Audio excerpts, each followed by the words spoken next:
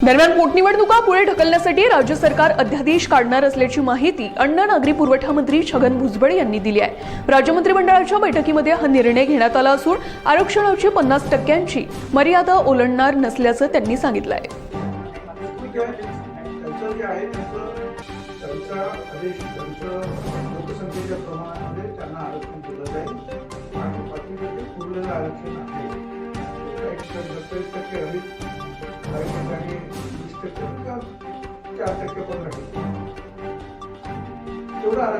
20 ला आम्हाला मिळेल, परंतु या एकूण न्यायाच्यामध्ये साधारणपणे 10-12% ओबीसीच्या जागा दुर्दैवाने कमी होणार। परंतु तुमचं जे आहे सगळ्याच जागा कमी होण्यापेक्षा 10-12% जागा जरी कमी झाल्या तरी हरकत नाही। बाकीचं आरक्षण जे आहे वाचवण्यासाठी आम्ही हे पाऊल उचललेलं आहे। निवडणूक आहे त्यानंतर पुन्हा निवडणुका येऊ लागलेल्या आहेत, त्या दरम्यान कुठेतरी हा तिढा सुटेल का? न्यायालयीन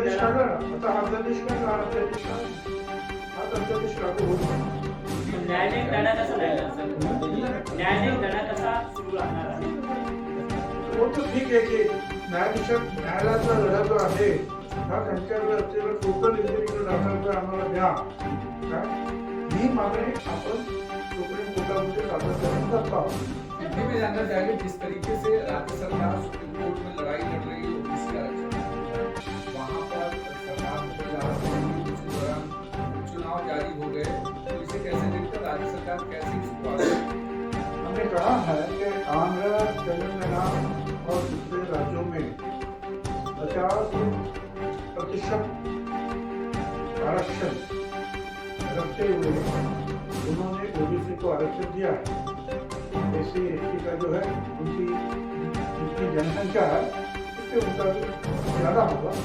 तो फिर ओबीसी का आरक्षण 1%, 1%, 4% कम भी हो सकता है। तो उसी तरह ये भी अध्यादेश निकाला जा रहा है और इसमें जो मैंने कहा ओबीसी के टोटल सीटों में जो है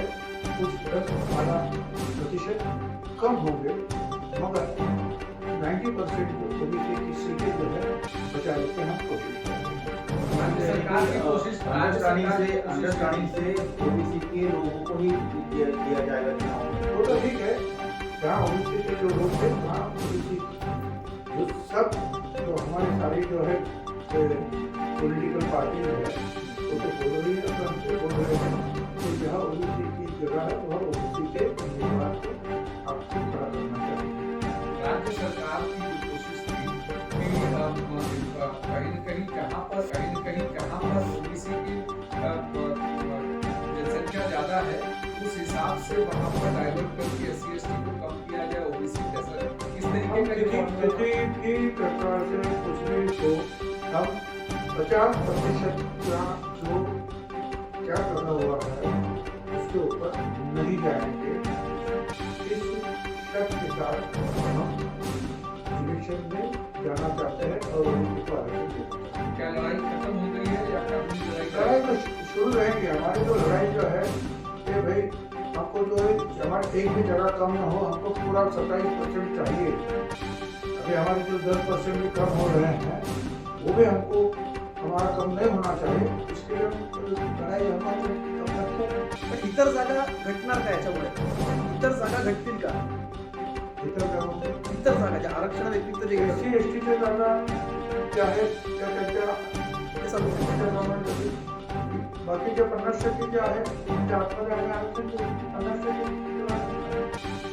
कोरोनाची तिसरी लाट येण्याची शक्यता आहे, त्यातही 144 कलम लागू आहे। अशामध्ये जर निवडणुका लागल्या तर प्रचार सभा घेणं किंवा ती गर्दी या सगळ्या बाबींवर काही चर्चा झाली? आता त्याची काही चर्चा झालेली नाही। खरं म्हणजे कोविडच्या बद्दलच्या सातत्यानं त्या ॲडव्हायझरीजवरून भारत सरकारकडून सुद्धा येत आहे, तिसरी लाट येणार आहे, काळजी घ्या म्हणून आपण शाळा कॉलेज सुद्धा उघडताना काळजी घेतो आहोत। मंदिरं सुद्धा आपण सुद्धा आपण उघडली केली आहे। परंतु आता काही ठिकाणी जे आहे सुप्रीम कोर्टाने अजून दिलेलं आहे की तपासात केले जे आहे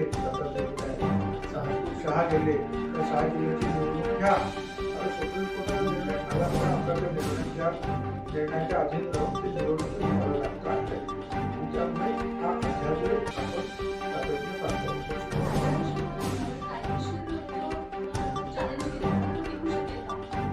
असं आहे की ओबीसीच्या आरक्षणाला त्याच्या जन्मापासूनच जे आहे चॅलेंज केलं जातं हायकोर्टात, सुप्रीम कोर्टात आणि शेवटी 9 न्यायमूर्ती महोदयांचं सुप्रीम कोर्टचं बेंच त्यांनी हे ओबीसी आरक्षण जे आहे मान्य केलं. तर तरी सुद्धा वेगवेगळे जात असतात, वेगवेगळे होत असतात, ही लढाई सुरू आहे. आणि अर्थात इतर राज्यांपैकी तर नाही, पण ज्याप्रमाणे याच्यापूर्वी जे अध्यादेशाकडनं काढलेले निर्णय असेल पण मराठा आरक्षणाचा असेल निर्णय जेव्हा त्याला चॅलेंज केलं गेलं कोर्टामध्ये त्याच्यामुळे पुन्हा प्रक्रिया तांत्रिक पद्धती किंवा सरकार आमची विनंती आहे की ओबीसीचं आरक्षण जे आहे सर्व पक्षांनी मान्य केलेलं आहे आणि जे 27% खाली संविधानाने आरक्षण देतो तो कोणीही ओबीसीच्या आरक्षणाच्या विरुद्ध जाऊ नये अशी आमची विनंती आहे. मूळ सुप्रीम कोर्टाचा निर्णय जो होता मूळ सुप्रीम कोर्टाच्या निर्णयामध्ये अडचणीच होती की 50% वरती आरक्षण 52% वरती जात होते त्यामुळे पुन्हा अध्यादेशात सुद्धा अशी परिस्थिती निर्माण होणार असेल. आपण सांगितलं की आम्ही 50%च्या अधीन राहून आरक्षण देऊ आणि त्याच्यामध्ये जे आहे 10-12% जे आमचे जे एकूण जे जागा आहेत ओबीसीच्या त्याच्यात 10 ते 12% जागा आमच्या कमी होती परंतु 90% जागा आमच्या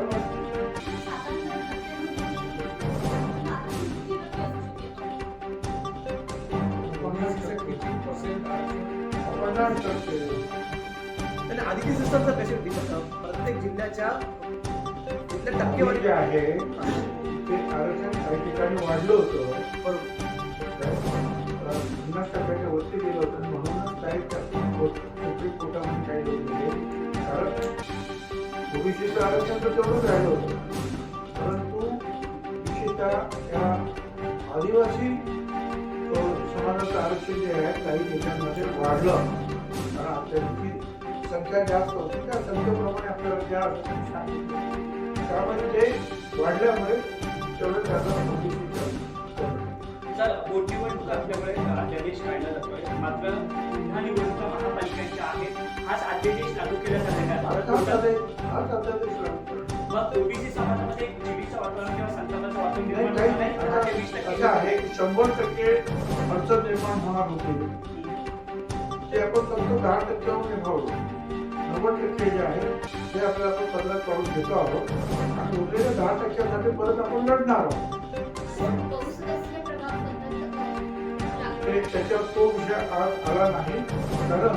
त्या खात्याचे मंत्री जे आहेत आज आले नव्हते त्यामुळे तो पुढच्या कॅबिनेटमध्ये धन्यवाद. जिस तरीके से असद मुशर्रफ के खिलाफ भी मामला दर्ज करने के लिए ईडी तरफ जा रहे हैं इसको कैसे देखते हैं सरकार को स्पेसिफिक टारगेट करने इसको क्या देखना है यही देखते हैं कि बस ठीक है बीजेपी के बाहर है तो बीजेपी के अंदर चलो अब नहीं जाना है फिर रास्ता जो कई लोगों ने बताया है मुंबई तक जो है मिनिस्टर भी बनेगा आपको पता है अब इसके बारे में क्या कहना है तर अशी एक चर्चा होती नाही की हे ज्या पोटनिवडणूक आहेत त्याच्यासाठी अध्यादेश काढला जाईल पुढे ढकलण्यासाठी अशी काही चर्चा आहे का विचारायची नाही का चला पुढे काय साहब आप राज्य के गृह मंत्री रहे आज तो कोई आपने कोई पता है मुझे खबर नहीं है मैंने अभी देखा सुना क्या बीजेपी क्या बोल रही है कि बीजेपी बोल रही है कि ये सरकार का फेल्यूर है कि इसको पता नहीं चला तो इसको दूसरे कार्यों में व्यस्त करके रखा है अब क्या अरे बीजेपी का उनका तो काम ही है हर चीज के ऊपर जो है उंगली रखना और उसके ऊपर टीका टिप्पणी करना यही तो उनका काम है और क्या काम है उनके खुद के राज्यों में जहाँ उनकी सरकार है वहाँ क्या हो रहा है वो जरा अपनी जरा गरीबान में जो झाँक कर देखे होते हैं एक सरकार का आदेश है उसने बलात्कार के मामले के बाद किसी बलात्कार की जब घटना घटी थी साकेनाका की तो मुख्यमंत्री जी गृह विभाग के साथ चर्चा की थी और कहा था कि प्रत्याशियों का रिकॉर्ड रखना चाहिए तो उसको लेकर भी बीजेपी को आपत्ति रहेगी कि प्रधानमंत्री के खिलाफ जो है राजनीति कर रहे हैं और देखिए राजनीति हो जाएगा हर बात में जो है बीजेपी को राजनीति हर बात अब ये जो है हो रहा है जगह जगह ऐसे युद्ध भी दुर्भाग्यवश घटना होती है पर हम सभी ने करने की आवश्यकता हमें इसको कंट्रोल करना चाहिए। अच्छा और दूसरी एक बात है कि अभी तक जो है ये कुछ 8 डिस्ट्रिक्ट में जो नौकरियों के लिए आरक्षण दिया था वो ओबीसी का आरक्षण काफी कम हो गया और ये पेशा जो है कानून आया आदिवासी का उनका बढ़ गया तो हमारा कम हो गया था तो उसके लिए जो है एक नया फार्मूला कमेटी बनी थी हम लोगों की तो हमने एक फार्मूला रखा है और वो फार्मूला का जो है जो कैबिनेट ने उसको कबूल कर दिया है इससे जो है ओबीसी का आरक्षण जो 0% था और कम से कम 12%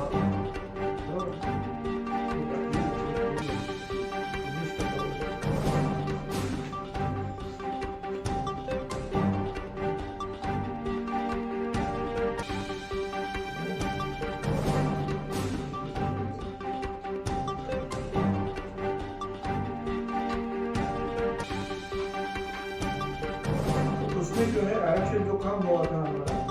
बहुत कम हो गया था वो 8वें जिले में जो है तो उसमें से 4 डिस्ट्रिक्ट में जो सागर नासिक धुलिया नंदुरबार इन जिलों में जो है 15% आरक्षण ओबीसी का रखा गया है और बाकी जो है यवतमाल में 17%, चंद्रपुर में 19%, गढ़चिरौली में 17%, रायगढ़ में 19%, बाकी जगह जगह में 27%। ये जो है इसलिए किया गया क्योंकि वहाँ का आरक्षण बहुत ही कम कर दिया गया नौकरी के गवर्नमेंट जॉब सर मराठीमध्ये सांगा मराठीमध्ये सांगा जिल्ह्याची नावं असं आहे की हे जे पालघर नाशिक धुळे नंदुरबार यवतमाळ चंद्रपूर गडचिरोली आणि रायगड या जिल्ह्यांमध्ये ओबीसीच्या नोकऱ्यांचं आरक्षण जे आहे ते फार मोठ्या प्रमाणावर कमी करण्यात आलं होतं याचं कारण हा पेशा कायदा लागू झाल्यानंतर आदिवासींचं आरक्षण वाढलं आणि त्याच्यामुळे हे आरक्षण कमी झालं होतं तर त्याच्यामध्ये आणखी सुधार करून द्या आता सध्या हे आरक्षण जे आहे 15% पालघर नाशिक धुळे नंदुरबार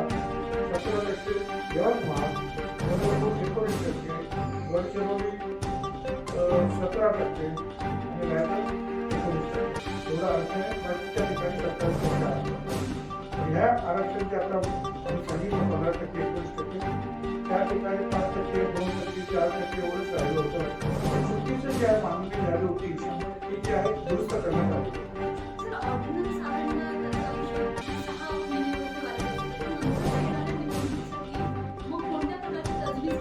तोपर्यंत जे आहे तो ऑर्डिनन्स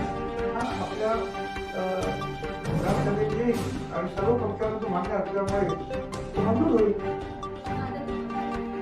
कायद्यात रूपांतर होईल आणि या संदर्भामध्ये काही प्रमाणामध्ये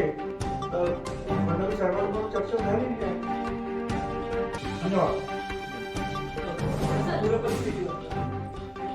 आमच्या विभागाचं जिस तरह के आंध्र प्रदेश तेलंगाना और दूसरे कुछ राज्यों ने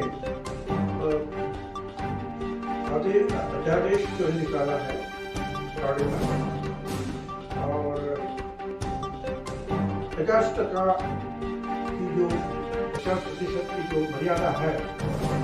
उसको रखते हुए तो ओबीसी को आरक्षण दिया है और 50% का जो है उसको हम क्रॉस नहीं करेंगे तो वो आरक्षण वहाँ शुरू है मैंने कहा जैसे आप आंध्र प्रदेश तेलंगाना और राज्यों में उसी धरती पर उसी तरह के जो अध्यादेश है हम निकालने जा रहे हैं